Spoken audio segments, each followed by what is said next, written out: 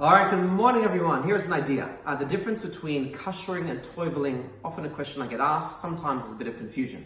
Kashering involves purging your items, your vessels, of what they have previously absorbed. So throughout the year, if they've absorbed, let's say not kosher, you mixed milk and meat, you purge them and return them back to the neutral state. For Pesach, obviously that applies by getting rid of chametz that has been absorbed into the walls of the dishes or of your vessels that you're using in your kitchen. So there are different methods to purge your vessels. If something has been used with cold water the whole year, you purge it, for instance, glass bowl, you purge it through soaking it in cold water.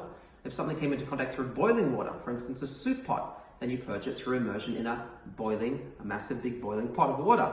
And if something came into contact through fire, for instance, your fry pan, and other items you spit in your barbecue, they have to be purged through the boiling hot method of the blowtorch of fire. Okay, so that is kashering. It's returning it to a different state, and obviously for Pesach, that's what we have to do with all of our chametz utensils.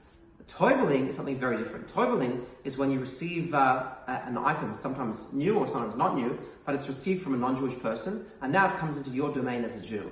What you have to do is you have to immerse that in a natural body of water, for instance, the sea, or a special mikvah. Okay, so it's nothing to do with kosher or not kosher, it's to do with ownership of that specific utensil. Okay, so today it's quite complicated because with the coronavirus, we're in our homes, a lot of the beaches have been closed, and there are people who are anxious about going to the actual kalim mikvah, which I think may even be closed. So the best thing to do today, if you buy new utensils, glass or metal, they're the two that must be toiveled. Plastic and wood don't have to be, although some people still do plastic, but those items do not need to be toiveled. So glass and metal have to be toiveled. The best thing to do is find a small little cove somewhere in Watson's Bay or Rose Bay, I think there are still a few open, and toivel them there in the natural water, in the ocean, or in the bay.